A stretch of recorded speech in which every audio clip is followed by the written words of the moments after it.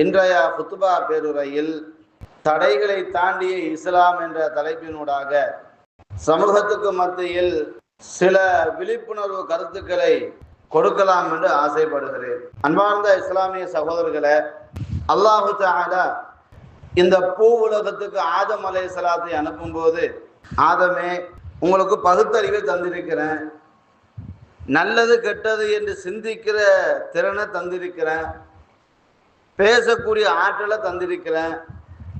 எனவே இதுக்கு முன்னாடி பண்ணின இந்த தப்பு மாதிரி பண்ணாம ஒழுங்கா வாழுங்க என்று அல்லாஹு தஆலா சொல்லி அனுப்பல.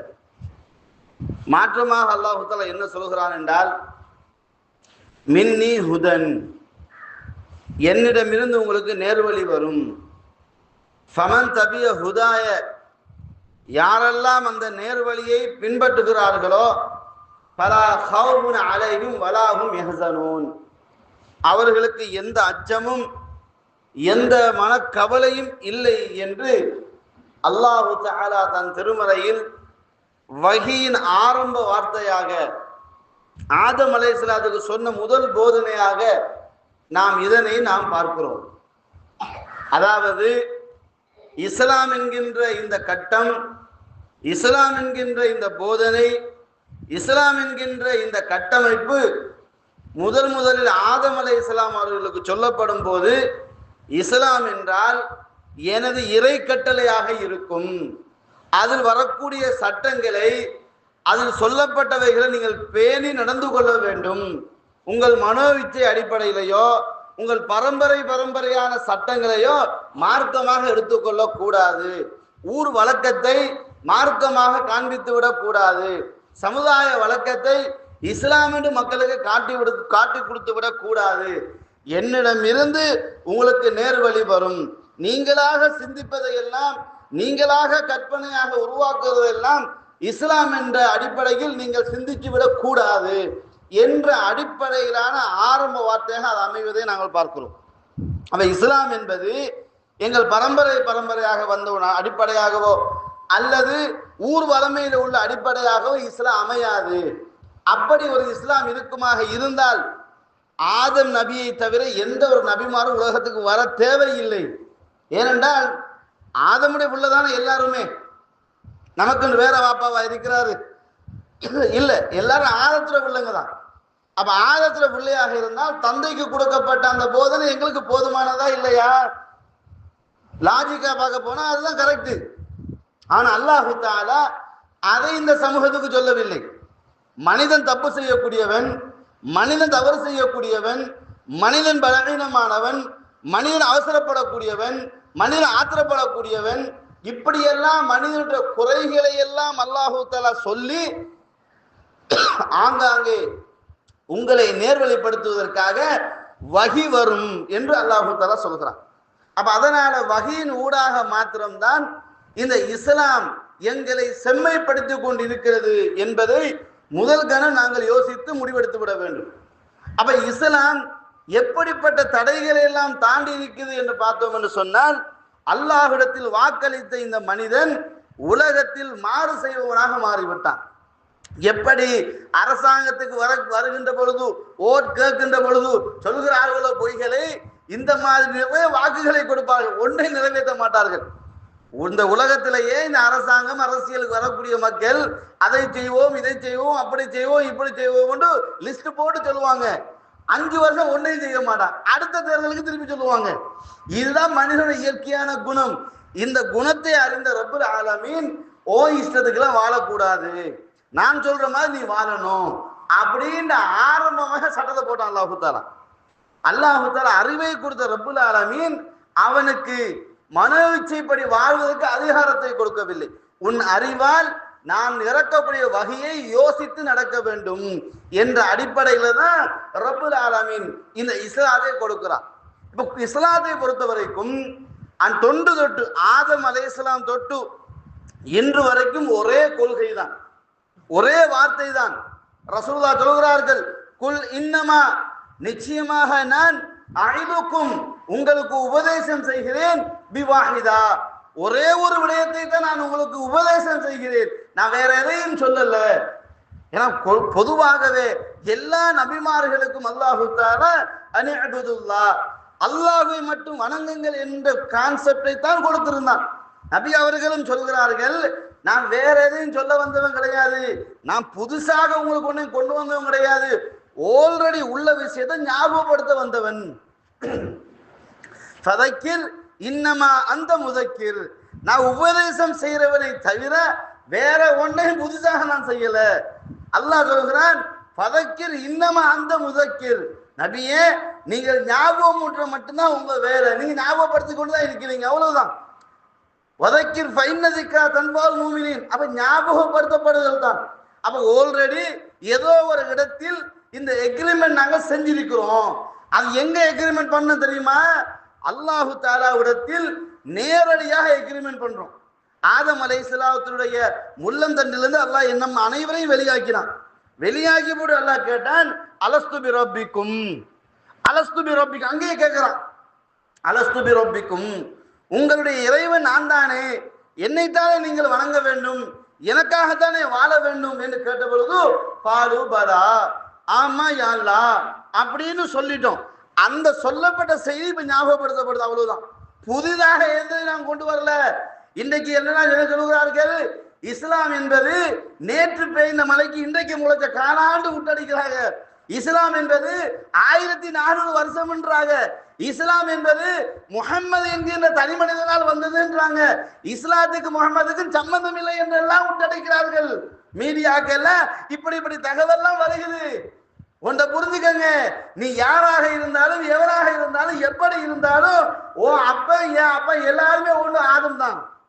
அந்த ஆதமுக்கு கொடுக்கப்பட்ட ஒரே ஒரு செய்தி மின்னி ஹுதன், என்னிடமிருந்து உனக்கு நேர்வழி வரும். நேர்வழி என்பது இஸ்லாம் தான்.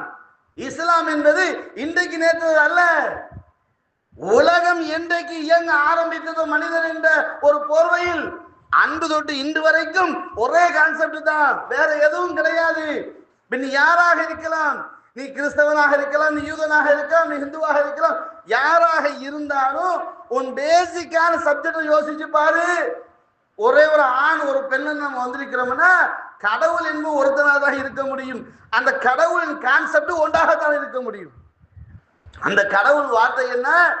அல்லாஹுவை தவிர, உலகத்தை படைத்து பரிபாலிப்பவனை தவிர யாரையும் வணங்கக்கூடாது, யாரிடமும் அல்லாஹ்வுடைய அந்தஸ்தை கொடுத்து விடக்கூடாது. அவன் உயிரோடு இருந்தாலும் சரிதான், அவன் மௌத்தா போனவனாக இருந்தாலும் சரிதான், அவன் மலக்காக இருந்தாலும் சரிதான், அவன் நபியாக இருந்தாலும் சரிதான், அல்லாஹ்வுக்கு விருப்பத்துக்குரிய ஒருத்தனாக இருந்தாலும் அல்லாஹ் அந்தஸ்தை கொடுத்து விடக்கூடாது என்பதுதான் இஸ்லாத்தின் அடிப்படை கொள்கை. அந்த அடிப்படை கொள்கை காலாகால மக்கள் தோய்ந்து போகும்போது, மக்களுக்கு மத்தியில் சைத்தானிய ஆக்கிரமிப்புகள் அதிகரிக்கும் போது, அந்த மக்களை நேர்வழிப்படுத்துவதற்காக, அந்த மக்களை சீர் செய்வதற்காக அல்லாஹ் தஆலா ஆங்காங்கே நபிமார்களை இறக்கினான். அப்ப நபிமார்களை இறக்கினாலும் வஹீல ஏதாவது மாற்றம் வந்துச்சா? நான் மாற்றம் வரவில்லை. அனி அபுதுல்லாஹ் வஜ்தனிபு தாகூத் என்ற வாசகம் தான் ஒட்டுமொத்த நபிமார்களுக்கும் கொடுக்கப்பட்டது. இப்ராஹிம் நபிக்கு வேறொரு கடவுள், மூசா நபிக்கு வேறொரு கடவுள், ஈசா நபிக்கு வேறொரு கடவுள், முஹம்மது நபிக்கு வேறொரு கடவுள் என்றா வஹி வந்துச்சு. எல்லா நபிமார்களும் அல்ல ஒட்டுமொத்த சேர்த்து சொல்கிறான், நபியை உமக்கு நான் வஹி அறிவித்ததை போன்றுதான் நூஹுக்கும் வஹி அறிவிச்சேன், இப்ராஹிமுக்கும் வஹி அறிவிச்சேன், மூசாவுக்கும் வஹி அறிவிச்சேன், ஹாரூனுக்கும் வஹி அறிவிச்சேன், ஈசாவுக்கும் வஹி அறிவிச்சேன், லூத்துக்கும் வஹி அறிவிச்சேன், அதே மாதிரி அதாவது யூனுஸுக்கும் வஹி அறிவிச்சேன். எல்லாருக்குமே நான் தான் வஹியை கொடுத்தவன், எல்லாருக்குமே நான் தான் சட்ட புத்தகத்தை இறக்கினவன். எனவே நான் மட்டும்தான் கடவுள். இன்றைக்கு எத்தனையோ கூறுகளாக பிரிந்திருப்பவர்கள் மத்தியில் அடிப்படை வார்த்தையில் அவங்களுடைய வேதத்தை திறந்து பார்த்தால் ஏகத்துவ முழக்கம் மட்டும்தான் இருக்கும். அந்த ஏகத்துவ முழக்கம் சமூகத்துக்கு மத்தியில் புத்துணர்வு பெறுகின்ற பொழுது, அல்லது மீண்டும் அந்த மக்களுக்கு மத்தியில அது வந்துகிட்டு பேசப்படும் போது, அது புதிய ஒரு கொள்கையாக மக்களுக்கு மத்தியில் அறிமுகப்படுத்தப்படும். மக்களுக்கு மத்தியில் புதுசாக தோற்றுவிக்கப்படும். காரணம் என்னவென்றால், இஸ்லாத்தை, சத்தியத்தை, ஏகத்துவத்தை ஷைத்தான் மக்கள் மத்தியில் இருந்து அப்படியே வேரூண்டியதை அப்படி கலைந்து விடுவான், பிடுங்கி விடுவான். அவர்களுக்கு மத்தியில் என்ன இருக்கும்? அவர்களுடைய சமூகம், அவருடைய பரம்பரை, அவருடைய மூதாதையர் கொள்கை, அவருடைய கிராமத்து கொள்கை, அவருடைய நாட்டு கொள்கை தான் அந்த மக்களுக்கு மத்தியில் வேறொன்று இருக்கும். ஆனால் பேசிக்காக நீங்க பாத்தீங்கன்னா எல்லாத்தையும் கொடுக்கப்பட்ட எல்லா வேதத்திலும் ஒரே ஒரு வார்த்தை, அல்லாஹ்வை தவிர யாரும் வணங்கக்கூடாது. அப்ப இஸ்லாம் எப்படிப்பட்ட தடைகள்லாம் தாண்டி வந்துச்சு தெரியுமா? ஆரம்பமாக நீங்க பாருங்க, ஆது நபிக்கு எந்த பிரச்சனையும் இல்லை.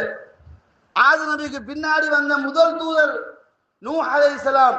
ஆது நபியுடைய பிள்ளையிலேயே முதலாவது வந்த தூதர் நூஹ் அலைஹிஸ்ஸலாம். அந்த சமூகத்துக்கு மத்தியில் இஸ்லாத்தை சொல்கிறார்கள், ஏகத்துவத்தை சொல்கிறார்கள். ஏகத்துவத்தை சொல்லும் போது அந்த மக்கள் மத்தியில் இருந்த அதிர்வலை என்ன தெரியுமா? எதிர்ப்பு என்ன தெரியுமா? அவர் மீது அவர்கள் கொண்டிருந்த எதிர்ப்பு எப்படி இருந்துச்சு தெரியுமா? எந்த இடத்துல எதை பேசினாலும் ஏகத்துவத்தை பேசுவார்கள், சிலை வணக்கத்தை பேசுவார்கள், கபர் வணக்கத்தை எதிர்த்து பேசுவார்கள், தர்கா வழிபாட்டை எதிர்த்து பேசுவார்கள். பேசும்போது அந்த மக்கள் நான் சொல்வார்கள், நூஹே கதை ஜாதல்தடா, நீ ஓவராக எங்க விஷயத்துல நீ தர்க்கம் பண்ணி கொண்டிருக்கிற என்று அந்த மக்கள் நூஹ் அலைஹிஸ்ஸலாத்தை பார்த்து கடுமையாக வாசகத்தை பயன்படுத்தினார்கள். அன்றைக்கு இருந்த அந்த அவுலியாக்களாக, அன்றைக்கு இருந்த கபர் வணக்கத்துக்குரிய கடவுள்களாக இருந்தவர்கள் யார்? ஆரம்ப காலத்தில் இஸ்லாமிய பிரச்சாரர்களாக, ஆரம்ப காலத்தில் இஸ்லாமிய தவாக்களத்தில் இருந்தவர்களாக வாழ்ந்தவர்கள். அவர்களுடைய மரணத்துக்கு பின்னாடி அந்த ஜெனரேஷன் மாறும்போது ஷைத்தானுடைய ஊண்டுதலின் காரணமாக, தூண்டுதலின் காரணமாக அவர்கள் அவுலியாக்களாக மாற்றப்பட்டு, அவுலியாக்கள் வலிமார்களாக மாற்றப்பட்டு, வலிமார்கள் கடவுளாக அந்தஸ்து பெற்றவர்களாக வாழ்ந்தார்கள். அதை நூஹ் அலைஹிஸ்ஸலாம் தடுத்தார்கள். அதை நூஹ் அலைஹிஸ்ஸலாம் தடுக்கும் போது இஸ்லாம் மிகப்பெரிய ஒரு அதிர்வுக்கு ஆளாகிறது. அதனால் அந்த மக்களுடைய தஅவாவுடைய புறக்கணிப்பு எப்படி இருந்துச்சு? திருமலை குர்ஆன்ல நூஹ் நபி அல்லாஹ்விடம் முறைப்பாடு செய்கிறார். தஅவுது கௌமி லைலன் வ நஹாரா, யா அல்லாஹ் என் சமூகத்தை இரவு பகலாக நான் அழைத்தேன். ஃபலம் யஸிதுஹும் துஆஇ இல்லா ஃபிராரா. இந்த தஅவாவுடைய இந்த வாசகத்தை, ஏகத்துவ வாசகத்தை, ஏகத்துவ கலிமாவை, தௌஹீதை எடுத்து சொல்லும் போது இல்லா ஃபிராரா, விரண்டோடுவதை தவிர வேற எதுவும் இந்த மக்கள்கிட்ட கிடைக்கவில்லை யா அல்லாஹ் அப்படின்னு நூஹ் அலைஹிஸ்ஸலாம் அவர்கள் இந்த இஸ்லாத்தின் பிரச்சாரத்தில் வந்து மிகப்பெரிய தடயத்தை எடுத்து சொல்கிறார்கள். என் சமூகத்துக்கு, என்னோடு பிறந்தவர்களுக்கு, என்னோடு வாழ்ந்தவர்களுக்கு, என்னோடு வளர்ந்தவர்களுக்கு நான் இஸ்லாத்தை சொல்கிறேன். என்னோடு இருந்த மனைவிக்கு இஸ்லாத்தை சொல்கிறேன். என்னோடு நான் பெற்றெடுத்த குழந்தைக்கு இஸ்லாத்தை சொல்கிறேன். அவர்கள் எல்லோரும் என்னை விட்டு விரண்டோடுகிறார்கள். அவ இஸ்லாத்துக்கு ஏற்பட்ட தடையை பாருங்கள். குடும்பத்தால் தடை, மனைவியால் தடை, பிள்ளைகளால் தடை, அண்டை விட்டால் தடை, ஊர் மக்களால் தடை, அரசாங்கத்தால் தடை, எல்லா தடைகளையும் தாண்டி இஸ்லாத்துடைய வளர்ச்சி அந்த சமூகத்துக்கு மத்தியில் போய்கொண்டிருக்கிறது. அந்த சமூக மக்கள் ரொம்பவுமே இஸ்லாத்தை எதிர்க்கிறார்கள். இஸ்லாத்தை ஏற்பதில் ஒரு சிலர் மட்டும் முன்னுக்கு வருகிறார்கள், மற்ற எல்லோருமே கடுமையாக எதிர்க்கிறார்கள்.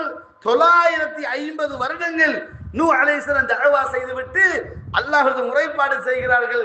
யா அல்லாஹ் இந்த சமூகம் மிக மோசமாக நடக்கிறார்கள் அப்படின்னு அல்லாஹ்விடத்தில் பிரார்த்தனை செய்கிறார்கள். அல்லாஹ் தஆலா இதுக்கு பிறகு எவனும் இஸ்லாத்துக்கு வரமாட்டான்னு முடிவை சொல்லிடுறான். அல்லாஹ் முடிவை சொன்னவனையே இவர் மாறி பிரார்த்திக்கிறார். யா அல்லாஹ் இவர்களை விட்டு வைத்தால் இவர்களுக்கு பிறப்பவர்களும் இவர்களோடு இருப்பவர்களும் இஸ்லாத்துக்கு எதிரிகளாக மாறுவார்களே தவிர, இஸ்லாத்தை ஒழிப்பதற்கு முயற்சி செய்வார்களே தவிர இவர்களது எந்த லாபமும் இல்லை. எனவே இவர்களை கவனித்துக் கொள் என்று முடிவை கொடுத்து விடுகிறார்கள். அதுக்கு பின்னாடி பரம்பரையாக நீங்கள் பார்க்கலாம், சாலிஹ் அலைஹிஸ்ஸலாம், ஹூத் அலைஹிஸ்ஸலாம், இவர்கள் எல்லோரும் இந்த இஸ்லாமிய மார்க்கத்தை வளர்ப்பதற்கு, ஏகத்துவத்தை மக்கள் மத்தியில் கொண்டு சேர்ப்பதற்கு மிகப்பெரிய அரும்பாடுபடுகிறார்கள். அந்த சமூகத்திலும் ஒரு சிலர் தான். அதுக்கு பின்னாடி இப்ராஹிம் அலைஹிஸ்ஸலாம் இந்த ஏகத்துவத்தை சமூகத்துக்கு மத்தியில் வளர்த்தெடுப்பதற்காக மிகப்பெரிய பாடுபடுகிறார்கள். இப்படி இஸ்லாத்தை வளர்ப்பதற்காகத்தான் ஒட்டுமொத்த நபிமார்களும் வந்தார்கள். அது நூஹ் அலைஹிஸ்ஸலாமாக இருக்கட்டும், இப்ராஹிம் அலைஹிஸ்ஸலாமாக இருக்கட்டும், மூசா அலைஹிஸ்ஸலாமாக இருக்கட்டும், ஈசா அலைஹிஸ்ஸலாமாக இருக்கட்டும், எல்லோரும் இஸ்லாத்தை வளர்ப்பதற்காகத்தான் வந்தார்கள். ஆனால் அந்த இஸ்லாத்தை எதிர்த்தவர்கள், இஸ்லாத்தை வெறுத்தவர்கள், எப்படியெல்லாம் கங்கணம் கட்டினார்கள் தெரியுமா? எப்படியெல்லாம் அழித்தொழிக்க வேண்டும் என்று திட்டம் தட்டினார்கள் தெரியுமா? எல்லா விதமான சவாலையும் இஸ்லாம் அடித்து நொறுக்கி முன்னுக்கு வந்த மார்க்கம் இஸ்லாம். அதுல முதலாவது பல அடிப்படை இருக்குது. அதுல கண்ணெதிரே சில காட்சிகள் எல்லாம் படுத்தி காட்டுகிறார். என்ன? இப்ராஹிம் அலைஹிஸ்ஸலாம் அவர்களை அந்த சமூக நெருப்பில் போட்டு எரித்து விட வேண்டும் என்று முடிவு கொடுக்கப்படுகிறது. அரசாங்கத்தினுடைய தீர்ப்பு இப்ராஹிம் நெருப்பில் போட்டு பத்த வைக்கப்பட வேண்டும் என்ற தீர்ப்பு கொடுக்கப்படுகிறது. அத்தோடு இஸ்லாம் முடிஞ்சது என்ற ஒரு தோரணையில் அந்த கதை வளர்க்கப்படுகிறது. இப்ராஹிம் அலைஹிஸ்ஸலாமும் தைரியமாக நிற்கிறார்கள். ஊர் மக்கள் எல்லாம் சேர்ந்து விறகுகளை போட்டு நெருப்பை பத்த வைக்கிறார்கள். மிக கொடூரமான நெருப்பு. இப்ராஹிம் அலைஹிஸ்ஸலாம் அவர்கள் அந்த நெருப்பில் தூக்கி வீசப்படுகிறார். எதுக்காக வீசப்பட்டார்? சொத்துக்களை சூறையாடினாரா? அரசாங்கத்துக்கு எதிர்ப்பாக கிளர்ச்சி பண்ணினாரா? அதை பண்ணினாரா? இதை பண்ணினாரா? ஒன்றும் பண்ணல. ஏகத்துவத்தை சொன்னார். ஏகத்துவ முழக்கத்தை சொன்னார். ஷிர்கை எதிர்த்தார். இணை வைப்பை எதிர்த்தார். கபுல் தர்கா வழிபாட்டிற்குரிய அந்த வணக்க வழிபாட்டை எதிர்த்தார். இதனை எதிர்த்ததன் காரணமாக அரசாங்கமும் அந்த சமூகமும் சேர்ந்து உங்கள் கடவுளுக்கு நீங்கள் உதவி செய்யுங்கள், இப்ராஹிமை நெருப்பில் போட்டு எரித்து விடுங்கள் என்று பத்துவா கொடுக்கிறார்கள். அரசாங்கம் ஜட்மெண்ட் பண்ணுது. அதே மாதிரி முடிவாகிறது. எல்லோரும் விறகுகளை போட்டு நெருப்புகளை பத்த வைக்கிறார்கள். இஸ்லாம் சந்தித்த மிகப்பெரிய சவால்களில் இதுவும் உண்டு. இப்ராஹிம் அலைஹிஸ்ஸலாம் அவங்க பயப்படல. இப்ராஹிம் அலைஹிஸ்ஸலாம் மனம் தளரல. அந்த மக்கள் இப்ராஹிம் நபி நெருப்பில் தூக்கி வீசுகிறார்கள். வீசும் போதாச்சும் இப்ராஹிம் நபி, ஏப்பா இதுக்கு பிறகு இந்த ஏகத்துவத்தை விட்டுறேன், இதுக்கு பிறகு இந்த கொள்கையை விட்டுறேன், இதுக்கு பிறகு இந்த மாதிரி பண்ண மாட்டேன், நானும் உங்களோட சேர்ந்து வந்துடுறேன் அப்படி சொன்னாங்களா? ஈமான் தளரலைங்க, ஈமான் தடுமாறலைங்க, ஈமான் அதிகரிச்சுச்சுங்க. எந்த அளவு என்றால் இஸ்லாம் சந்தித்த மிகப்பெரிய சோதனைகளில் இதுவும் ஒன்று சொன்னல. எந்த உயிரோடு நெருப்பு கொளுத்துறாங்க. கொளுத்தப்பட்ட நெருப்பு போடுறாங்க. அப்போ இப்ராஹிம் அலைஹிஸ்ஸலாம் மலைக்கு கேட்கிறார், பாதுகாக்கட்டுமா? ஹஸ்புனல்லாஹ் வ நிஅமல் வக்கீல். இந்த வாசகம் இருக்குல்ல, இந்த வாசகம் நேரடியா அல்லாஹ்வை தூண்டி விடக்கூடிய வாசகம். ரப்பே, உன்னை தவிர எனக்கு யாரும் கிடையாது, எனக்கு நீ மட்டும் போதுமானவன் சொல்றாங்கல்ல. அல்லாஹ் உடனடியாக நான் நெருப்பை கூப்பிடுறான். நெருப்பின் இயற்கை என்னங்க? சுட்டு பொசுக்குறது நெருப்பின் இயற்கையான தன்மை. ஆனால் அல்லாஹ் அந்த நெருப்பை கூப்பிடுகிறார், கூனி பர்தன் வ ஸலாமன் அலா இப்ராஹிம். இப்ராஹிமுக்கு சாந்தமாக நீ மாறு என்ற உடனே நெருப்பு மாறிட்டுங்க. நெருப்பு மாறிட்டு வெளியில வெக்க தாங்க முடியல. எல்லாரும் தலைதறிக்க ஓடிட்டு போய் தூரத்துல நிற்கிறான். இப்ராஹிம் அலைஹிஸ்ஸலாம் நெருப்பு கங்கத்துக்குள்ள இப்ராஹிம் அலைஹிஸ்ஸலாம் துஆ செய்கிறார்கள். யா அல்லாஹ், உன்னை தவிர என்னை பொறுப்பெடுப்பதற்கு யாரும் கிடையாது ரஹ்மானே என்ற பொழுது அல்லாஹ்வுல நேரடியாக நெருப்போடு பேசுகிறார். யானார் கூப்பிடுகிறான். யானார், நெருப்பே, கூனி பர்தன் வ ஸலாமன் அலா இப்ராஹிம். இப்ராஹிமுக்கு நீ சாந்தமாக குளிர்ச்சியாக இரு அப்படின்னா, சுமூத்தாக மாறுன்னா. நெருப்பு உடனடியாக அல்லாஹ் கட்டுப்படுகிறது. அல்லாஹ்வுக்கு கட்டுப்படுகிறது. இப்ராஹிம் அலைஹிஸ்ஸலாம் வெளியே வர்றாங்க. இப்ராஹிம் அலைஹிஸ்ஸலாம் வெளியே வர்றாங்க. ஃபபுஹிதல்லதி கஃபர். நிராகரித்தவர்கள் எல்லோரும் தலை குனிந்து அப்படி வெக்கித்து தலை குனிந்து விட்டார்கள். கொஞ்சமாவது யோசிக்க கூடாதா? அட, நெருப்புக்குள்ள போட இப்ராஹிம் வெளியே வந்தால் அவருடைய கொள்கை எவ்வளவு ஸ்ட்ராங்கானது, ஏக இறைவன் எவ்வளவு சக்தி மிக்க யோசிச்சிருக்கிறதா இல்லையா? ஒருத்தன் அதை பத்தி யோசிக்கல. அங்கது நாடு கிளம்பி பெய்துறாங்க. இப்ராஹிம் அலைஹிஸ்ஸலாம் ஏகத்துவத்துக்காக, இந்த கொள்கைக்காக, இந்த இஸ்லாத்துக்காக மிகப்பெரிய சோதனைக்கு ஆளான மிகப்பெரிய ஒரு மனிதர் இப்ராஹிம் அலைஹிஸ்ஸலாம். அவர் சந்தித்த சோதனைகளை உலகத்துல யாரும் சந்திக்கிறாங்க, அப்படிப்பட்ட சோதனைகள். அதனாலதான் சோதனையில் வெற்றி பெற்றவராக இப்ராஹிம் அலைஹிஸ்ஸலாம் அறிவிக்கிறார். இத்தஹதல்லாஹ் இப்ராஹிம கலீலா. தன் உற்ற நண்பனாக இப்ராஹிம் அலைஹிஸ்ஸலாம் அல்லாஹ் தேர்வு செய்து கொள்கிறார். அப்ப இஸ்லாம் சந்தித்த மிகப்பெரிய ஒரு சோதனை, மிகப்பெரிய ஒரு கஷ்டமான விஷயம் அந்த வாழ்க்கைக்குரிய இப்ராஹிம் நபியுடைய வாழ்க்கை. இப்ராஹிம் நபி சொந்தம் பிரச்சனைக்காக நெருப்புல போடப்பட்டாரா? இப்ராஹிம் நபி சொத்து பிரச்சனைக்காக வேண்டி அரசாங்கத்துக்கு முன்னாடி கெட்டவனாக காண்பிக்கப்பட்டாரா? இல்ல. அவருக்கு எந்த தப்பும் பண்ணலைங்க, எந்த மோசமான காரியமும் பண்ணலைங்க. செஞ்ச ஒரே ஒரு வேலை இஸ்லாத்தை பத்தி பேசியதுதான், ஒரே ஒரு வேலை ஏகத்துவத்தை பத்தி பேசினதுதான், ஒரே ஒரு வேலை சிலை வணக்கத்தை எதிர்த்து நின்றதுதான். இதற்காகத்தான் இப்ராஹிம் அலைஹிஸ்ஸலாம் மிகப்பெரிய சோதனை, அந்த சோதனையை அல்லாஹ் தஆலா தாண்ட வைக்கிறான் இப்ராஹிம் நபியை. அதே மாதிரி மூசா அலைஹிஸ்ஸலாம், ஈசா அலைஹிஸ்ஸலாம், இப்படி ஒவ்வொரு நபிமாரும் இஸ்லாத்துக்காகவே மிகப்பெரிய சோதனைக்கு ஆளாக்குகிறார்களே, இந்த தடயங்கள் எல்லாம் தாண்டி வருகிறார்கள் ஒவ்வொரு நபிமார்களும். அதுல நபிகள் பெருமானார் ஸல்லல்லாஹு அலைஹி வஸல்லம் எடுத்துக்கொள்ளுங்கள். அல்லாஹ்வுடைய தூதர் சமூகத்துக்கு மத்தியில் கெட்டவன் என்ற பெயர் கிடையாது. இதுக்கு முன்னாடி வாழ்ந்த ஒவ்வொருத்தரும் நீங்க எடுத்துக்கொள்ளுங்கள். மூசா அலைஹிஸ்ஸலாம் ஒருத்தரை கொலை செய்தவர், மூசா அலைஹிஸ்ஸலாம் கொலை செய்தவர், ஈசா அலைஹிஸ்ஸலாம் தப்பாக பிறந்தவர் என்று சமூகத்துக்கு மத்தியில் பெயர் சூட்டப்பட்டவர், இப்ராஹிம் அலைஹிஸ்ஸலாம் சமூகத்தின் துரோகியாக அவர்கள் பார்க்கப்பட்டவர்கள். ஏன்? அவர்கள் வணங்கிக் கொண்டிருந்த சிலையை கண்ணெதிரே எதிர்க்கிறார், சிலைகளை உடைத்ததாக குற்றம் சுமத்தாட்டப்படுகிறார்கள். எல்லா நபிமார்களும் அந்த சமூகத்துக்கு மத்தியில் வாழும் போது அந்த சமூகம் அதிர்வலை கொடுத்தது. ஆனால் ஏகத்துவ கொள்கையை சொன்ன அல்லாஹ்வுடைய தூதர் அந்த சமூகத்துக்கு மத்தியில் வாழ்ந்தார்கள், அந்த சமூகத்துக்கு மத்தியில் வளர்த்தெடுக்கப்பட்டார்கள். அந்த சமூகத்தில் பிரச்சனை வந்தால், அந்த சமூகத்தில் குழப்பம் வந்தால், அந்த சமூகத்தில் ரத்தம் ஓடக்கூடிய அளவுக்கு மக்களுக்கு மத்தியில் குழப்பங்கள் அதிகரித்தால் தீர்ப்பு சொல்ல ஒரே ஒரு மனிதர் நபிகள் நாயகம் ஸல்லல்லாஹு அலைஹி வஸல்லம். அப்படி வாழ்ந்தவங்க கஅபத்துல்லாஹ்வின் பிரச்சனை வந்தபோது அல்லாஹ்வுடைய தூதர் ஃபத்வா தான் அந்த காபிர்களுக்கு மத்தியில் செல்வாக்கு செலுத்தியது. அந்த அல்லாஹ்வுடைய தூதருக்கு 40வது வருஷம் நபித்துவ பட்டம் கொடுக்கப்படுகிறது. அது வரைக்கும் எல்லாரும் மாதிரி இருந்தாங்க, தின்பாங்க, குடிப்பாங்க, சந்தைக்கு போவாங்க, வியாபாரம் பண்ணுவாங்க, விளையாடுவாங்க, எல்லாமே பண்ணாங்க. அந்த மக்களுக்கு மத்தியில நபி அவர்களுக்கு எந்த நபிக்கும் கொடுக்கப்படாத உன்னதமான பெயர் என்ன தெரியுமா? அல் அமீன் அசாதிக். அவங்களோட பேர் முஹம்மது, பாட்டம் வச்சது. அஹமது அவங்க தாய் வச்சது. முஹம்மதன்னும் கூப்பிடவில்லை, அஹமதன்னும் கூப்பிடவில்லை. எப்படி கூப்பிட்டார்கள்? யா சாதிக், யா சாதிக், அல் அமீன் என்றுதான் கூப்பிடுவாங்க. யோசித்து பாருங்க, எவனுக்காச்சும் இன்னைக்கு அந்த பேரை வச்சோம்னா நேர்மையா இருக்கிறானா, நேர்மையா நடக்கிறானா? அல்லாஹ்வுடைய தூதர் பெயர் எடுக்காமலேயே, பெயர் வைக்காமலேயே பெயர் சூட்டி அழைக்கப்பட்டார்கள். அந்த அழைப்புக்கு பதிலாக அல்லாஹ்வுடைய தூதர் அந்த சமூகத்துக்கு மத்தியில ஏகத்துவ பிரச்சாரத்தை மேற்கொள்வதற்கு முதல் அடிப்படை வகி வருகிறது. இந்த வகையை சுமக்கிறார்கள். இதனுடைய யதார்த்தம் என்ன, என்ன இது, ஏன் இப்படி நடந்துச்சு என்பதை விசாரிக்கிறார்கள். விசாரிக்கும் போது வரக்கத் இப்னு நௌஃபல் சொல்கிறார், இந்த சமூகத்துக்கு மத்தியில் நீங்கள் ஏக இறைவனுடைய ஏகத்துவ பிரச்சாரத்தை சொல்ல போகிறீர்கள், ஏகத்துவ முழக்கத்தை சொல்ல போகிறீர்கள். அந்த மக்கள் யார்?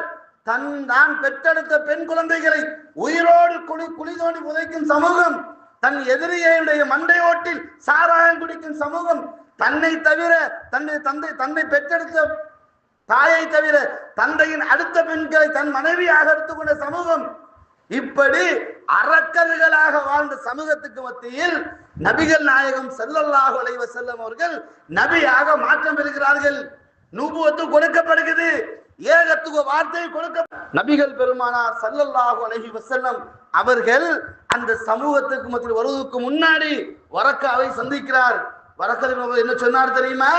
முஹம்மதே ஸல்லல்லாஹு அலைஹி வஸல்லம், இந்த சமூகத்துக்கு மத்தியில் நீங்கள் ஏகத்துவத்தை சொல்லும் போது, இந்த சமூகத்துக்கு மத்தியில் தௌஹீதை சொல்லும் பொழுது நாடு கடத்துவார்கள்.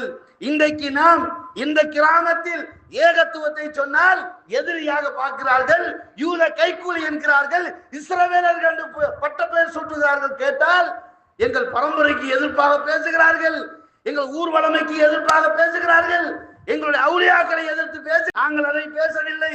நபிகள் பெருமானார் ஸல்லல்லாஹு அலைஹி வஸல்லம், இப்ராஹிம் அலைஹிஸ்ஸலாம், நூஹ் அலைஹிஸ்ஸலாம் போன்றவர்கள் கொண்டு வந்த அதே கொள்கையை இன்றைக்கு நாங்கள் பேசுகிறோம். அவர்கள் சொன்ன அதே விடயத்தை இன்றைக்கு நாங்கள் சொல்கிறோம். நபிகள் நாயகம் ஸல்லல்லாஹு அலைஹி வஸல்லம் அந்த சமூகத்தில் கேட்கிறார்கள், எதற்காக? இவைகள் லா துஸா போன்ற அவுலியாக்கள், அன்றைக்கு அவர்கள் அவுலியாக்கள் பிறகு கடவுளாக அந்த சமூகத்துக்கு மத்தியில் மாற்றம் பெற்றார்கள். லா துஸா மனாத்தெல்லாம் யார் தெரியுங்களா? மக்காவில் வாழ்ந்த ஹஜ்ஜாஜிகளுக்கு உணவு கொடுத்தவர்கள், ஹஜ்ஜாஜிகளுக்கு தண்ணீர் கொடுத்தவர்கள். அவர்கள் மரணத்துக்கு பின்னாடி அவர்கள் அவுலியாக்களாக இருந்து அவுலியாக்கள் ஆண்டவர்களாக மாற்றப்பட்டார்கள். இதுதான் அந்த பேசிக். இதை ரசூலுல்லாஹ் தடுத்தார்கள். அப்படி செய்யாதீங்க, ஏன் வணங்குகிறீர்கள் என்று கேட்டார்கள். அந்த மக்கள் சொன்னார்கள், மா நஅபுதுஹும் இல்லா லியுகர்ரிபுனா இலல்லாஹி ஸுல்ஃபா. இன்றைக்கு என்ன கருத்தை இந்த சமூகம் சொல்லுதோ அதே கருத்தை தான் அன்றைக்கும் சொன்னார்கள். அபூ ஜஹில் இஸ்லாத்தின் மிகப்பெரிய எதிரி, அபூ லஹப் இஸ்லாத்தின் மிகப்பெரிய எதிரி. என்ன சொல்வார்கள்? அல்லாஹ் மீது சத்தியமாக இந்த முகமதுக்கு பைத்தியம் சொல்வார்கள். லாத்து மீது சத்தியமாக, உஸ்ஸா மீது சத்தியமான பண்ண மாட்டார், அல்லாஹ் மீது சத்தியமாக. ஏனென்றால் அவர்கள் அல்லாஹ்வை மறுத்தவர்கள் அல்ல. வானத்தை படைத்தது யார்? பூமியை படைத்தது யார்? மலையை தருவது யார் என்றால் அவர்கள் சொல்வார்கள், ஹலக்கஹுன் அல்லாஹ், படைப்பான அல்லாஹ் மட்டும் தான் சொல்லுவாங்க. படைச்சவன் அல்லாஹ் தான், அதுல மாற்றுக்கத்து கிடையாது. இன்றைக்கும் கேட்பாங்க, நாங்க அல்லாஹ் தொழாம அபு சாமியா தொழுகிறோம், 5 நேரம் பள்ளியில் அல்லாஹ் தான் தொழுகிறோம், பாங்கு அல்லாஹ்வுக்கு சொல்லத்தானே செய்யறோம்.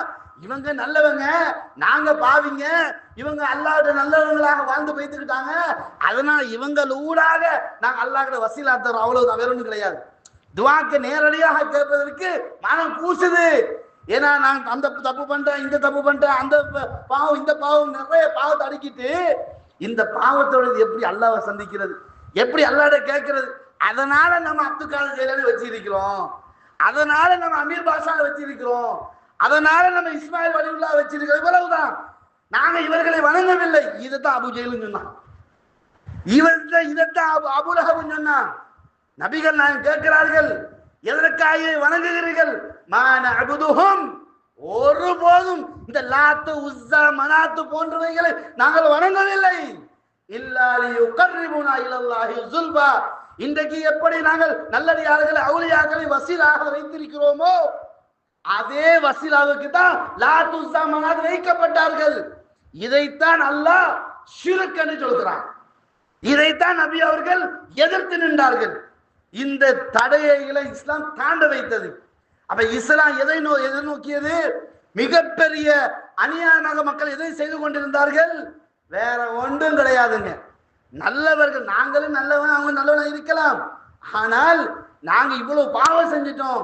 அவங்க யார்? ஹஜ்ஜாஜிகளுக்கு தண்ணி கொடுத்தவங்க, அவங்க யார்? ஹஜ்ஜாஜிகளுக்கு உணவு கொடுத்தவங்க, அவங்க யார்? ஹாஜிகளை பராமரிச்சவங்க, அவங்க நல்லவங்க தானே. பாயிண்ட் புரியுதுங்களா? நல்லவங்க தானே. அப்ப அவங்ககிட்ட நம்ம கேட்டவனா ஈஸியா கிடைச்சிரும்ல, ஈஸியா கிடைச்சிரும் இல்லைன்னு நம்ம நினைக்கிறோம். இந்த நினைப்பு தான் இந்த சமூகத்துக்கு மத்தியில் வாழ்க்கையை கொண்டு போகுது. இதைத்தான் ரசூலுல்லாஹ் காலத்திலும் செய்தார்கள். அப்ப இஸ்லாம் இது தவறு என்று சொன்ன பொழுது அல்லாஹ்வையும் சேர்த்து எதிர்க்க ஆரம்பித்து விட்டார்கள். ஏகத்துவத்தை எதிர்த்தார்கள், நபிகள் நாயகத்தை எதிர்த்தார்கள். ஏன் எதிர்த்தார்கள்? இது எங்கள் பரம்பரையாக நான் செஞ்சுட்டு வந்தது, நாங்களா செஞ்சோம், எங்க அப்பன் இதைத்தான் செஞ்சான், என் அப்ப மட்டும் இதை செஞ்சான், என்னுடைய பாட்டை இதைத்தான் செஞ்சான், என் பாட்டன், என் முப்பாட்டன், என் அப்பன், எல்லாம் குடும்பமும் இப்படித்தானே செஞ்சுட்டு வர்றோம். இன்றைக்கு வந்து இதை வேற பேசுற, அப்ப நீ குழப்பவாதி. யாரு குழப்பவாதியா? ஏகத்துவத்தை பேசுறவன் குழப்பவாதின்னா நபிகள் நாயகம் ஸல்லல்லாஹு அலைஹி வஸல்லம் அந்த சமூகத்துக்கு வந்து இதைத்தானே பேசினாங்க. நபி இப்ராஹிம் அலைஹிஸ்ஸலாம் இதைத்தானே பேசினாங்க. இப்ராஹிம் அலைஹிஸ்ஸலாம் இதை பேசும்பொழுதுதான் தந்தை என்ன சொன்னார்? யா இப்ராஹிம், இப்ராஹிமே, இதை பற்றி நீ இதை விடவில்லை என்றால், இந்த கொள்கையை நீ விடவில்லை என்றால் அர்ஜு மன்னக்க, கல்லால் அடிச்சு கொள்ளும் அப்படின்றார். அதைத்தான் நபி அவங்க சொன்னாங்க. நீ வேண்டியதை பேசி, எங்களுடைய அவுலியாக்களை திட்டாத, நீ வேண்டிய மாதிரி நடந்துக்க, எங்க நாதாக்களை திட்டாத. நாங்க எங்கங்க நாதாக்களை திட்டினோம்? நாங்க நாதாக்களை எங்கேயாச்சும் நாங்க தப்பா பேசி நிக்கிறோமா? அப்துல் காதர் ஜெயிலானி ரஹிமவுல்லான்னு துவாதாரம் செய்யறோம், காதர் பாஷானா ரஹிமவுல்லான்னு துவாதாரம் செய்யறோம்.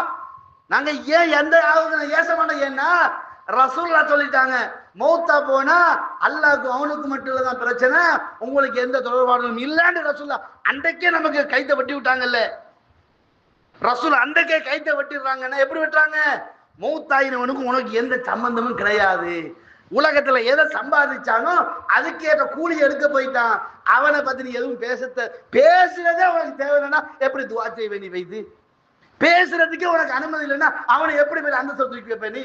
நான் நல்லவரா இருக்கட்டும், நல்லவரா இருக்கட்டும்ங்க, அதுல என்ன பிரச்சனை? இப்ப கெட்டவரை சிந்திக்க கூடாது என்பது நம்ம நேர்மையான கொள்கை. இஸ்லாம் நேரடியா சொல்லுது, அடுத்தவனை பத்தி தப்பு தப்பா யோசிக்காத, உனக்கு தேவையில்லாத வேலை, கரெக்ட். சரி, மௌத்தாயின மனுஷனை தப்பா பேசக்கூடாது, கரெக்ட். அதுக்காக வேண்டி எல்லை மீறி பேசலாமா? அதற்காக வேண்டி எல்லை மீறி புகழலாமா? அதுக்காக வேண்டி அல்லாஹ் இடத்துல தூக்கி வச்சிடலாமா? யோசிச்சு பாருங்க உறவுகளே.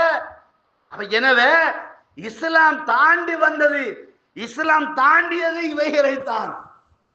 சமூகத்துக்கு மத்தியில இந்த ஏகத்துவத்துக்கு எதிர்ப்பான சமூகத்தையும் இஸ்லாம் தாண்டியது. வியாபாரத்தில் மோசடி செய்தார்களே, மோசடிக்காரர்களையும் இஸ்லாம் தாண்டியது. அரசியல்வாதிகள் அவர்களையும் தாண்டியது.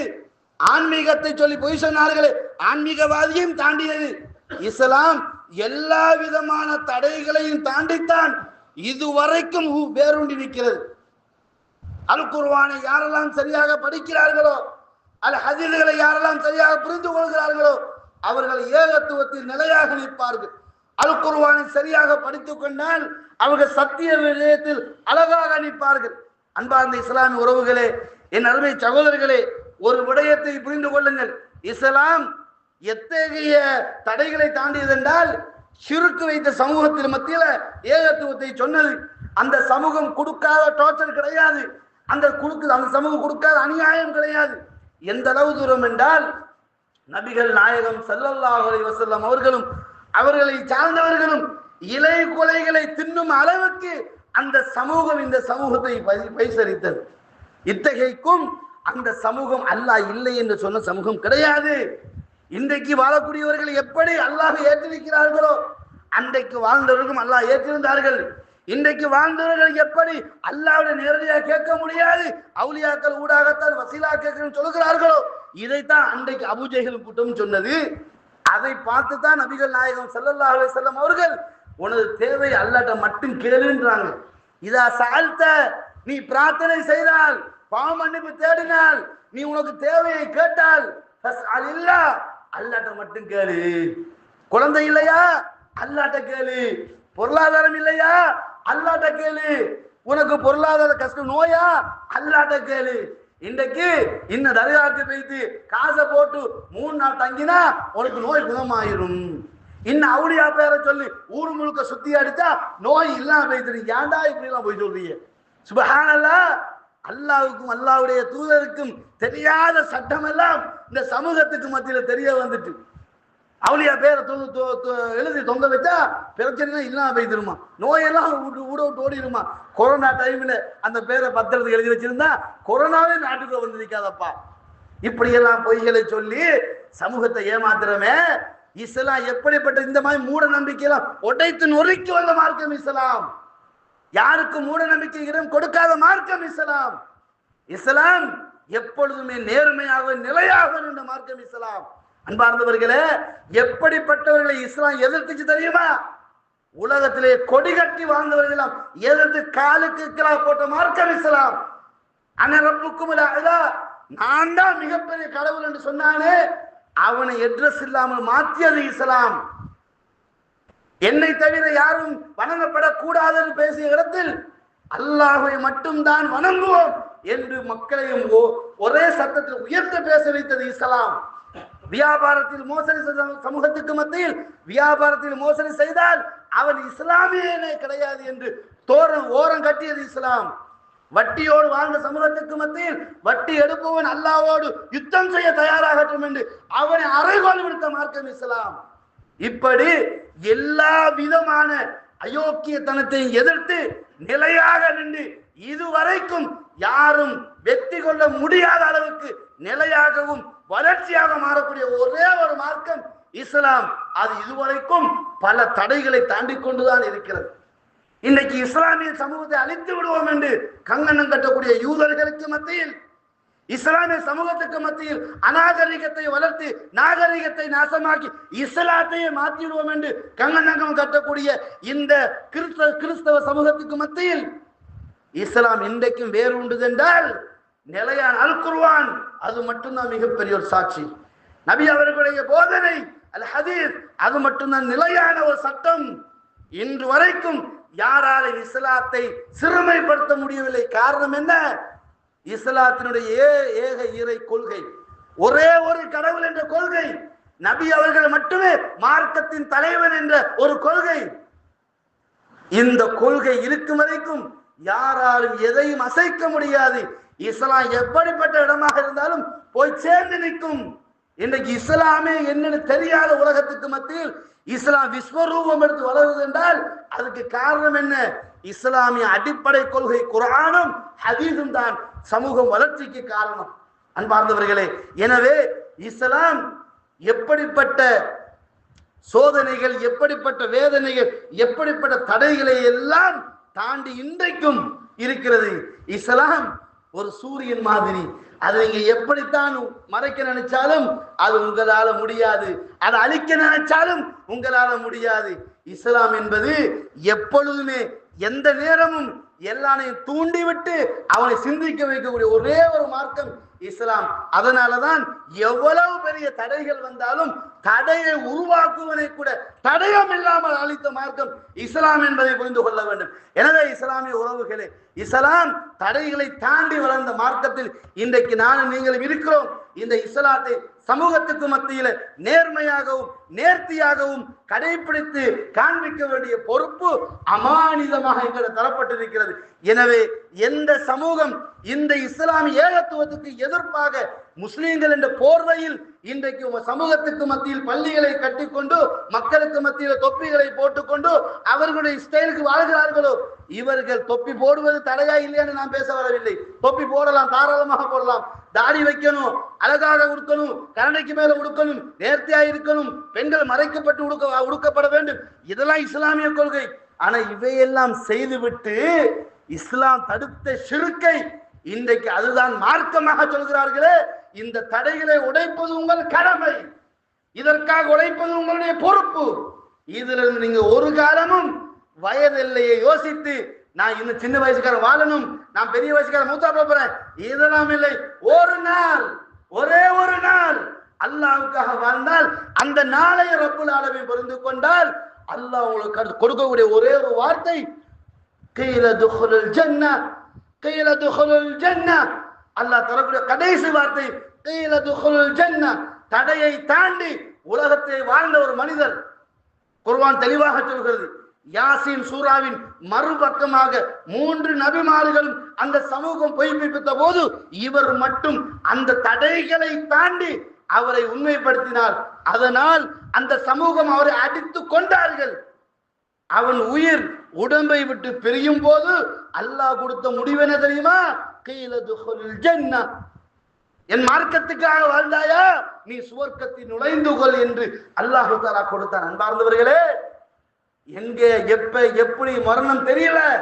ஆனால் ஏகத்துவத்தை மறுத்த, ஷிர்கை செய்த, பித்அத்தை செய்த, அனாச்சாரத்துக்கு துணை போன ஒரு பாவியாக அல்லாஹ்வை சந்திப்பதை விட்டும் அல்லாஹ்விடத்தில் பாதுகாப்பு தேடிக்கொள்வோம். எனவே இஸ்லாம் எப்படிப்பட்ட தடைகளை தாண்டி வந்தது என்ற செய்தியின் சாரம்சமான வார்த்தைகளை உங்களுக்கு மத்தியில் சொல்லியிருக்கிறோம். எனவே எந்த இஸ்லாம் எந்த தடைகளை தாண்டி வந்ததோ அதே தடைகளை தாண்டி ஏகத்துவத்தை சமூகத்துக்கு மத்தியில ஒளிர வைக்கக்கூடிய வாய்ப்பினை எல்லாம் வல்ல அல்லாஹு தஆலா நம் அனைவருக்கும் தந்தருள்வானாக. தடைகளை தாண்டிய இஸ்லாம் என்ற தலைப்பினூடாக இஸ்லாத்துக்கு எதிர்ப்பாக வந்த எல்லா விதமான தடைகளையும் இஸ்லாம் கச்சிதமாகவும் சாணக்கியமாகவும் உறுதியாகவும் தாண்டி சமூகத்துக்கு மத்தியில் வாழ வைத்தது. எந்த அளவு தூரம் என்று சொன்னால், இஸ்லாம் எப்படிப்பட்ட தடைகளை தாண்டி சமூகத்தை உருவாக்கியதென்றால், இஸ்லாத்தில் அவர் செய்த தவறு அவருக்கு பாதகமாக தீர்ப்பு சொல்லப்பட்டாலும் அதை மனமாற ஏற்று இஸ்லாத்தை பாதுகாத்தவர்கள் தான் இஸ்லாமியர்கள். அன்பார்ந்தவர்களே, எப்படிப்பட்ட சமூகம் வந்தாலும் எப்படிப்பட்ட எதிர்ப்புகள் வந்தாலும் இஸ்லாம் எல்லோரையும் தாண்டி நிலையாக நின்ற மார்க்கம் இஸ்லாம். உங்களுக்கெல்லாம் தெரியும், இஸ்லாம் சந்தித்த மிகப்பெரிய ஒரு சோதனை தான் ஆரம்ப கால பத்ர் யுத்தம். இந்த பத்ர் யுத்தம் யாருக்கு மத்தியில் நடந்துச்சு தெரியுமா? ரசூலுல்லாஹ்வின் குடும்பத்துக்கும் ரசூலுல்லாஹ்வுடைய எதிர்ப்பு குடும்பத்துக்கு நடந்தது. ரசூலுல்லாஹ் குடும்பம் தான் ரெண்டும் ஏகத்துவத்துக்கு வந்ததுனால அவங்க இவங்களுக்கு எதிரி, இவங்க அவங்களுக்கு எதிரி. அது வரைக்கும் மாமா மச்சனாக நண்பனாக வாழ்ந்தவர்கள் மக்காவில் இருந்து மதீனாவுக்கு வர்றாங்க. அங்க இஸ்லாத்தை நிலைநாட்ட முடியல, ஏகத்துவத்தை சொல்ல முடியல. பல எதிர்ப்புகள், பல கொலைகள், பல குரோதமான விஷயங்கள், எல்லா விதமான விடயங்களையும் அவர்கள் அவிழ்த்து விட்டார்கள். நபிகள் நாயகம் ஸல்லல்லாஹு அலைஹி வஸல்லம் அவங்க மதீனாவுக்கு வர்றாங்க. வந்து அதுக்கு பின்னாடி முதல் யுத்தம் பத்ர் யுத்தம் நடைபெறுகிறது. இந்த பத்ர் யுத்தத்தின் எதிரியானி யார் தெரியுமா? ரசூலுல்லாஹ்வுடைய மாமன், ரசூலுல்லாஹ்வுடைய பெரியப்பா, ரசூலுல்லாஹ்வுடைய மச்சான், ரசூலுல்லாஹ்வுடைய தம்பி, ரசூலுல்லாஹ்வுடைய பாட்டன் கூட்டம் எல்லாரும் அடுத்த சைட்டு ரசூலுல்லாஹ் இங்க நினைக்கிறார். இது எதுக்காக வந்த எதிர்ப்பு? அரசியல் பிரச்சனையா? மக்கள் சொன்னார்கள், முஹம்மதே அரசியல் வேணுமா? சந்திரன் எடுத்துக்க. ரசூலுல்லாஹ் சொன்னார், எனக்கு அரசியல் வேணா, எனக்கு இது வேணா, சொத்து வேணா, ஒன்று வேணாம். எனக்கு வேணும் ஏகத்துவம் மட்டும்தான். எனக்கு வேண்டும் உலகத்தை படைத்த ரப்புல் ஆலமீன் வணங்கப்பட வேண்டும், அவனுக்கு எந்த ஒன்று இணை வைக்கப்படக்கூடாது என்பதுதான் எனக்கு தேவை என்று நபிகள் பெருமானார் ஸல்லல்லாஹு அலைஹி வஸல்லம் ஏகத்துவத்தில் புடிவாதமாக இருந்தார்கள். அன்பார்ந்தவர்களே, அந்த யுத்தம் எப்படிப்பட்ட யுத்தம்? இஸ்லாத்தை பூண்டோடு அழித்து விட வேண்டும் என்ற முடிவு. நபிகள் நாயகம் ஸல்லல்லாஹு அலைஹி வஸல்லம் அவங்களை அழித்து விட வேண்டும் முடிவு. 1000 பேர் வந்தவர்கள் 300 பேர் திரும்பி விட்டார்கள். 700 பேரோடு வருகிறான். அபூ ஜஹில், உத்பா, ஷைபா போன்றவர்கள் எல்லாம் சேர்ந்து முஹம்மதை சார்ந்தவர்களை பூண்டோடு அழித்து விட வேண்டும். தலைவனை அழித்து விட்டால் மற்றதெல்லாம் ஜெல்லா காசி மங்கி போய்விடும் என்றுதான் வந்தார்கள். நபிகள் நாயகம் ஸல்லல்லாஹு அலைஹி வஸல்லம் அவர்கள் இது மிகப்பெரிய ஒரு தடை, இதை தாண்ட வேண்டும். அல்லாஹ்விடம் பிரார்த்தனை செய்தார்கள். யா அல்லாஹ், 2 கைகளை ஏந்தினார்கள். யா அல்லாஹ், இந்த சமூகத்தை நீ அழித்து விட்டால் பூமியில் உன்னை வணங்குவதற்கு வேறு சமூகம் இருக்க மாட்டார்கள் யா அல்லாஹ் என்று நபிகள் பெருமானார் அழுது புலம்புகிறார்கள். அபூபக்கர் ரலியல்லாஹு அன்ஹு சொல்ல, அல்லாஹ்வின் தூதரே, அல்லாஹ் தஆலா 2 வெற்றியை தருவதாக வாக்களித்து விட்டானே என்று சொல்லியும் ரசூலுல்லாஹ்வுடைய மனம் தளரல, பின்வாங்கல, கேட்கிறாங்க. அல்லாஹ் சொல்ற, இன் தன்சுருல்லாஹ், நீங்கள் அல்லாஹ்வுக்கு உதவி செய்தால், ஏகத்துவத்தை வளர்த்தால், என் சுருக்கும் அவன் உங்களுக்கு உதவி செய்வான். வ யுஸப்பித் அக்தாமக்கும், உங்கள் கால் பாதங்களை அவன் ஸ்திரப்படுத்துவான், ஸ்டடியாக வைப்பான் என்று அல்லாஹ் குர்ஆன்ல சொல்றான். ஆனா நபிகள் பெருமானார் ஸல்லல்லாஹு அலைஹி வஸல்லம் அவங்க பிரார்த்தனை செஞ்சு கொண்டே இருக்கிறாங்க. எது வரைக்கும் தெரியுமா? கண்ணெதிரே அல்லாஹ்வின் உதவியை பார்க்கிறார்கள். மலக்குமார்கள் இறங்கி வருவதை பார்த்தார்கள். அப்போதுதான் 2 கைகளை ரசூலுல்லாஹ் கீழே இறக்கினார்கள். அந்த யுத்தம் அவருடைய பல ஆயுதம், இவருடைய ஆயுதம் கிடையாது. அவன்கிட்ட எல்லா விதமான வசதி, இவங்கிட்ட வசதி கிடையாது. சுப்ஹானல்லாஹ், அந்த யுத்தத்தினுடைய வெற்றி காவிர்களுடைய தடம்புரல வைத்து விட்டது. காவிர்களை புதமுறு காட்டி ஓட வைத்து விட்டது. ஆயுதம் என்னடா ஆயுதம், ஏகத்துவம் தானா எங்கள் மிகப்பெரிய ஆயுதம் என்று சஹாபாக்கள் காட்டினார்களே, அந்த தடையை தாண்டி வந்தவர்கள் தான் இன்றைக்கு நாங்கள் முஸ்லிம்களாக வாழ்கிறோம். அன்பார்ந்தவர்களே, அந்த தடயம், அந்த தடைகள் அன்றைக்கு அவர் இஸ்லாத்தை ஒழிப்பதற்கு காரணமாக அமைந்திருந்தால் இன்றைக்கு நாங்கள் எல்லாம் முஸ்லிம்களாக வாழ்வதற்கு எந்த சந்தர்ப்பமும் இல்லை. ஆனால் அன்று அல்லாஹ் வெற்றியை கொடுத்தான். இன்றைக்கு அல்லாஹ் சொல்கிறான், உங்க கைகளில் இஸ்லாம் தரப்பட்டிருக்கிறது. அந்த ஏகத்துவத்தை உலகத்தில் நிலைநாட்ட வேண்டிய கடமை உங்க எல்லோருக்கும் இருக்கிறது. சாதாரண நினைத்து விட வேண்டாம். 30 வருஷம், 40 வருஷம், 50 வருஷம் வாழ்கிறோம், மூத்தான கதை முடிஞ்சு இல்ல. வாழ்ந்த ஒவ்வொரு நாளும் இணை வைப்பை நீங்கள் ஆதரித்திருந்தால், இணை வைப்பவர்கள் நீங்கள் கூட்டு சேர்ந்து விட்டால் இபாதாக்களில், மறுமையில் நீங்களும் சேர்ந்து போக வேண்டிய இடம் நரகமாக இருக்கும். அதனால் எந்த இஸ்லாம், எந்த ஏகத்துவத்தை, எந்த பெரிய எதிர்ப்பு வந்தாலும் தைரியமாக சமாளித்ததோ அதே விடயத்தை உங்களையும் அது தூண்டி பார்க்கலாம். அந்த சோதனை உங்களையும் தட்டி பார்க்கலாம். அசைந்து விடாதீர்கள், சடைந்து விடாதீர்கள், சளைத்து விடாதீர்கள். இப்படி சளைத்து விடாமல் வாழ்ந்தால் நிச்சயமாக இஸ்லாத்தை வளர்த்த கூலி மறுமையில் உங்களுக்கு கிடைக்கும். எல்லாம் வல்ல அல்லாஹு தஆலா தடைகளை தாண்டி வளர்ந்த இஸ்லாத்தில் வாழ்ந்து கொண்டிருக்கிறோம். ஷிர்க் இல்லாத சமூகமாக வாழ்ந்து கொண்டிருக்கிறோம். பித்அத் இல்லாத சமூகமாக வாழ்ந்து கொண்டிருக்கிறோம். ஆனால் ஷிர்க் செய்கிற சமூகம், பித்அத் செய்கிற சமூகம் எங்கள் குடும்பத்தில் ஒருத்தராக மாறு சைட்டில் இருக்கிறார்கள். இவர்களை நேர்வழிப்படுத்த வேண்டும், இவர்களை தஅவா செய்ய வேண்டும், இவர்கள் இஸ்லாமிய கல்ச்சரை தெளிவாக சொல்லிக் கொடுக்க வேண்டும். காரணம் என்னவென்றால் அவர்கள் தாங்கள் செய்வது இஸ்லாம் என்ற போர்வையில் சிந்தித்துக் கொண்டிருக்கிறார்கள். அது தவறு என்பதை சுட்டிக்காட்ட வேண்டும். அதற்கு இந்த ஏகத்துவத்தை, குர்ஆன் சுன்னாவை அழகாக படித்தால் மட்டும்தான் அவர்களோடு நீங்கள் பேச முடியும். இல்லை என்றால் அந்த வசனம் சொல்லுது, இந்த வசனம் சொல்லுது என்று வசனத்தை வச்சே நம்மளை மடக்கி விடுவார்கள். அதனால் அந்த வசனம் என்ன, அந்த ஹதீஸ் என்ன, எதை சொல்கிறது, இதுக்கு சம்பந்தம் இருக்கா இல்லையா என்பதை தெளிவாக படித்தால் மட்டும்தான் உங்களுக்கு மத்தியில் வரக்கூடிய இந்த தடைகளை நீங்கள் தாண்டி ஏகத்துவத்தை வளர்க்க முடியும். அப்படிப்பட்ட சமூகமாக அல்லாஹு தஆலா நம் அனைவரையும் மாற்றுவானாக. ஹாதா இல்மி வல் இல்மு இன்தல்லாஹ் வஸ்தக்ஃபிருஹு இன்னஹு ஹுவல் கஃபூருர் ரஹீம்.